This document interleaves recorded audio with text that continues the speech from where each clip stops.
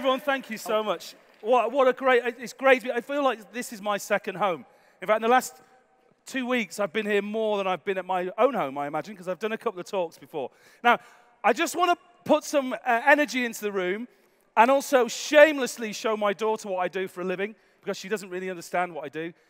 What I want you to do after I count down from 3 is shout, boom! As loud as you can. I want a big sonic boom. And then everyone out there realizes they're going to miss this speech and they don't get here quick. Is everyone up for doing that? Yeah, okay. Half of you. But you're all going to do it. Okay, I'm going to film it. 3, 2, 1. Yeah. All right, thank you. That's it. Give me enough energy for the rest of the session. Sam says I don't have very long, so I'm going to be very quick. I've created a book, and I've written a book, and it's called Creative Superpowers. And all I want to do with you today is I just want to share with you why we built and wrote this book, and why I think everybody in this room, and I love you all dearly even if I don't know you yet, I believe you can all unleash your creative superpowers and be unbelievable, incredible people, more so than you are. And what's driving the reason that we wrote the book is this idea of the age of creativity. Welcome to the age of creativity. This is the most fantastic time to live, and when I look at all you beautiful people out there, some young, some older, you're all taking advantage of this age of creativity, and there are 4 things that are driving it. We've never had the opportunity to be more creative than we have now. And the 4 things that are helping us are firstly automation. So AI, don't be afraid of it. It's doing all the shit that we don't want to do, which means that we can be more creative than ever before. So embrace it. The second thing is, if I can't see it on the screen, it's neuroplasticity. What a strange word. Scott's going, what is neuroplasticity? What we now know is that our brains can be rewired. What we used to think is that our brains would only work in one way and we'd have a fixed set of knowledge for the rest of our lives. We know that not to be true. The more you exercise your brain, the more creative you are with the brain, then the better it is for you, and your brain can learn new and different things. And the third thing is new platforms. So there are new platforms emerging. Okay, VR, okay, fair enough. But AR, very exciting. These new platforms mean you can be more visceral, more instinctive about creativity, and make it really live and breathe in ways that we never thought possible. And finally, and really importantly, this idea of the ideas economy. There are people like yourselves, people that I work with regularly, people that I see, they are now better equipped to create their own businesses based on creativity. They're able to sell their ideas more easily. They're able to collaborate with people all around the world. And when you're able to do that and you put these 4 things together, this is the age of creativity. This is the 4th industrial revolution, as some people might talk about. Now, let me ask you a question. How many people in here, honestly, put your hands up if you think you're creative? Oh, come on, guys. You're all creative. I'm glad to see that there's a few people putting their hands up that I know, because I'd be shocked if you hadn't. We are all creative, everybody. This is a great quote. We're not dogs. We're not horses. Creativity is what separates us from the animal kingdom. It's an innate part of our human ability. And the reason that I wrote this book, and the reason that we all collaborated to create this book, is that we just believe if we're all creative, how can you turn that creativity into a superpower and be even more supercharged and creative than you ever thought possible? So with that in mind, strap yourselves into your seats and think about how we're going to do that. And we've basically focused on 4 key skills. These are the 4 key skills that we think, if you master, you will be able to unleash your creative superpowers. They're hacker, maker, teacher, thief. And I just want to share with you what each of those behaviors are. So let's think about maker first.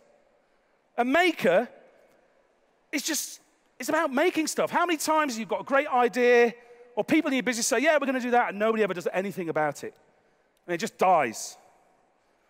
If you're a maker, if you harness the skill of making, you're actually doing stuff. Making is thinking and learning with your hands.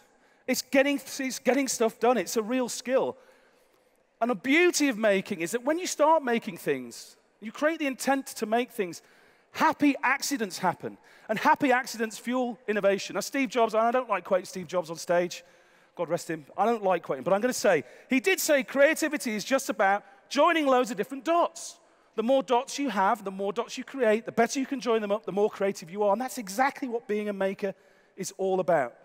Think about great stories about people who invented stainless steel, the microwave, Post-it notes. They're all happy accidents. They all started with somebody making something. And what I love about this, and when I work with startups and I see my friends running startups, this is the absolute philosophy of being a startup. Making stuff.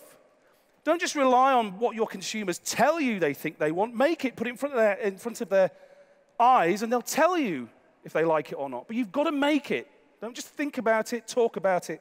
Start making stuff. So that's the first thing. The second one is hacker. Now, I'm not talking about the New Zealand chant at the start of a World Cup or rugby match. I'm talking about an old definition. So in our heads, when you think about a hacker, lots of people thought about this. So a guy in a computer room hacking through stuff, stealing money. I don't know why I do an American accent at that point. Sorry, my American friends. It just comes naturally. But this is the old definition of a hacker, right? Someone who's bad, someone who does all the wrong things and everything else. No, this is not what hacking is about. Hacking is the ability to recognize that there's always one part broken. It's the ability to recognize that in anything that you create, in anything that's done, in anything that's out there, you have a great opportunity to just make it better by breaking it down into smaller components and hacking something together.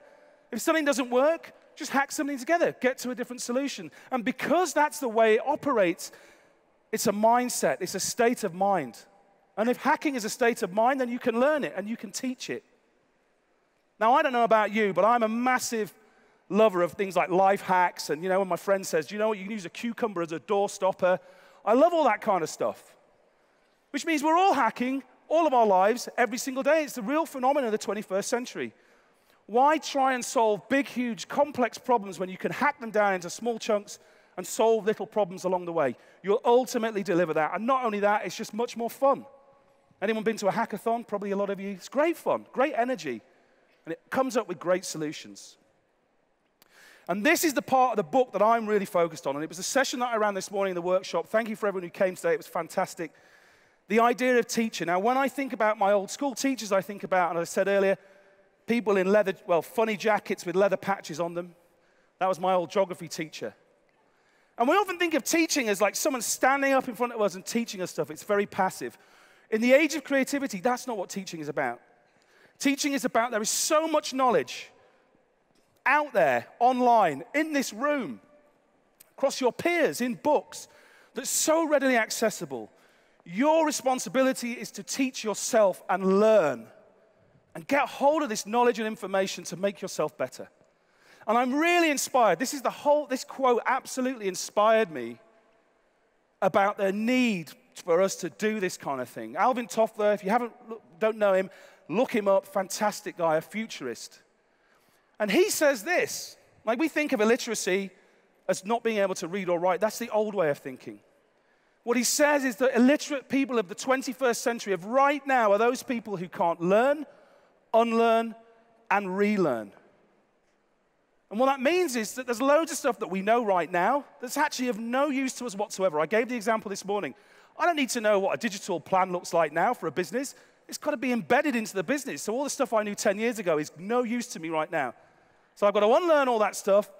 I've got to unlearn it, and then I've got to relearn the new way of doing business. And if I don't do that, I'll just be a dinosaur. And if you're not doing that in your businesses, in your lives, you will become obsolete very, very quickly. And when you think about it, I've just read this great article the other day about social media and how social media, when it all set up, it was an algorithm and everyone thought it was really good. And now there's a whole load of stuff happening where it's not so great for social cohesion. It isn't really social media. I know I'm being controversial to a degree because there's loads of social media people in here, but there's a truth. And the truth is that in the social media business, we're going to have to unlearn some of these old behaviors and relearn new behaviors to make it less negative, to make it more positive. And finally, the most important thing is if you don't do this for yourself, it just won't happen. Somebody else will do it for themselves and you'll get left behind. Warren Buffett, the most famous investor in the world, the most powerful, biggest, crazy, he reads something like 5 books a day, or I don't know, 6 hours a day of reading. But he says the most important investment is the investment in yourself. And if you can learn, unlearn, and relearn, you will be the most bankable asset that is available. Now, finally, I want to talk about thief. Now, when I talk about thief, everyone goes, oh, right, stealing stuff. And it is kind of about stealing things. But what it isn't about stealing somebody else's work and plagiarizing it and saying that you did it. What thieving is about is looking at other sectors, other creative areas of the world, other countries, other cultures, looking at what they're doing and seeing if you can adapt it and copy it for your own purposes, for your own creativity, for your own business. And let me give you a really good example of that. In London, there's this fantastic hospital, the Great Ormond Street Hospital. It looks after sick children. The heart surgeons in there perform 24-hour operations, then they hand over to the next group of surgeons. And in that little handover moment, the death rate was creeping up. And they didn't understand why, and they didn't know what to do about it. And one day, the head surgeon came out of the 24-hour surgery, and he sat in the relaxing room, and he tried to chill out, and he was watching Formula One. And he was watching Ferrari zipping around and McLaren zipping around. And he said, hang on a minute. There's something very similar happening here that we might be able to learn from. When they do the pit stops, there's a whole load of changeover happening. And that changeover is really well structured, it's really quick, really efficient. Maybe I could learn from those guys. So he wrote to Ferrari, like you would, but they said to him, yeah, come. And he spent a year with Ferrari and McLaren. And between them, they recreated the handover from the hospital, so young children being handed from one crew to another, in the same way that they did their pit stops. And the death rate went like that. Now, the simple thing to learn from that is there are loads of solutions lying around for all of your challenges. Just look beyond your normal realm of thinking. See what you can steal from other areas, use it, and reshape it and reframe it for what's good for you. But just don't thieve. Now, somebody asked me earlier, why did you write this book? Scott, why on earth did you guys write this book? Well, I'll tell you why I wrote this book. Because I've been coming here for 4 years in various guises, and I've had so much guidance and love and great thoughts and feedback from lots of different people here. And I realized what I'm absolutely passionate about, is how people can live the most creative life they can possibly lead. How do you unleash all this innate, visceral creativity that sits within all of us, so we're not just living our lives on autopilot, but we're actually doing something about it? And we collectively wrote this book because we believe this. Everyone in this room is absolutely incredible, extraordinary people. You're capable of amazing things because you are all very special. You are all creative. And a simple shift in your mindset and the skill set that you take forward will help you unleash your creative superpowers. So they are the 4 creative superpowers that we absolutely believe, if you master them, you will become absolutely powerhouses, superheroes of creativity. Unleash that energy, the power, the passion of creativity that sits inside you. And what I want to leave you with is just 4 simple things. I always say to everyone, you've got to start doing something tomorrow. The 4 simple things I want you to think about in your business, in your life, leaving this room. How can you go back tomorrow and make more? How can you hack away at some of the challenges that you're facing? Start hacking, start chunking them down into small sizes and start solving them. Some of the people that did the workshop today, we did a bit of that. Relearn faster. Again, start to think about all the things that are no use to you anymore. How can I unlearn them? How can I relearn them? There's courses, there's YouTube videos, there's everything, there's people, there's this whole room. You could probably learn 10 things just by speaking to 10 people later on this afternoon. And by all means, copy lots.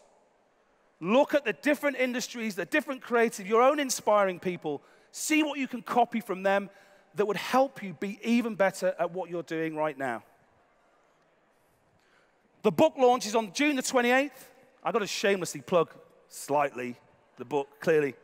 Shamelessly, I'll hold my hands up. No, but it's out now. It's out on Amazon now. You can pre-order it now. We're launching it in partnership with Google in the UK. But we think this is the playbook. This is the thing that's going to help you. It's full of practical guides. It's full of people who are doing all this stuff. It's a really easy read, and it's something that we just absolutely believe will help you unleash your creative superpowers and be the best that you can possibly be. So please do join our movement. I've been Scott the Boom. I love you all, and thank you very much again for your energy.